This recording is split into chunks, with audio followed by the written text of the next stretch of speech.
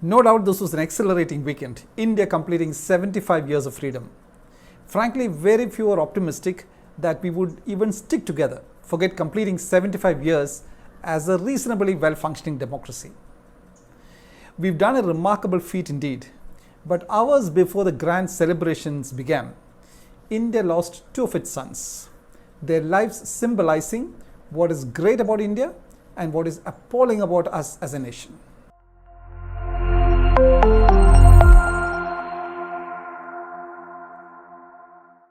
Over Saturday and Sunday, only hours before 1.4 billion Indians broke into celebrations to mark 75 years of independence, India lost two sons, their lives presenting the ultimate contrast and capturing the K-shaped trajectories for the affluent and the marginalized sections of Indians. One, a 62-year-old multi-billionaire stockbroker from India's business capital Mumbai, who was on the Forbes list, whom you would have known for years, succumbing to health issues.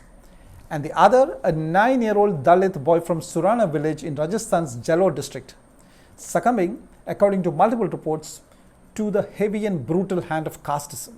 62-year-old stockbroking genius Rakesh Jhunjhunwala and 9-year-old Dalit schoolboy Inder Meghwal, who was reportedly beaten to death for daring to take drinking water from his teacher's water pot, represent the two ends of India's socio-economic spectrum. Rakesh Jhunjhunwala represented an India that was building its economic muscle after centuries of oppression. He also belonged to an India that was willing to take risks. But unlike many nationalists, he was not afraid to admit mistakes. And in his business of stockbroking, that meant stop losses when a bet went wrong. Just a week before he passed away, I asked a friend of Jhunjhunwala why he was getting into the airline sector, a business where few have succeeded. His friend told me, "Take my word, Joe, Rakesh will not be afraid to wind up the airline if it is not making money." Rakesh Jhunjhunwala was the veritable poster boy for the industrious India, with an infectious optimism for India, representing the 21st century Indian who has little to do with the India enslaved 75 years ago, always standing up for himself, not even comfortable with the title India's Warren Buffett. "I'm not a clone of anyone. I am Rakesh Jhunjhunwala," he said.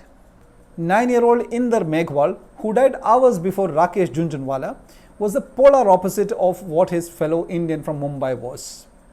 The constitution gave Inder Meghwal every right as his fellow Indian from Mumbai, but the ground realities in his village Surana in Rajasthan's Jalore district were vastly different. Forget standing up and saying, "I'm not a clone of anyone, I'm Inder Meghwal." He was reportedly not even allowed to touch a common water pot. Hours before, doctors at the Breach Candy Hospital in Mumbai pronounced Rakesh Jhunjhunwala dead, little Inder, battered and bleeding, was taken to hospitals at Jalore, Beenmal and Udaipur before he passed away.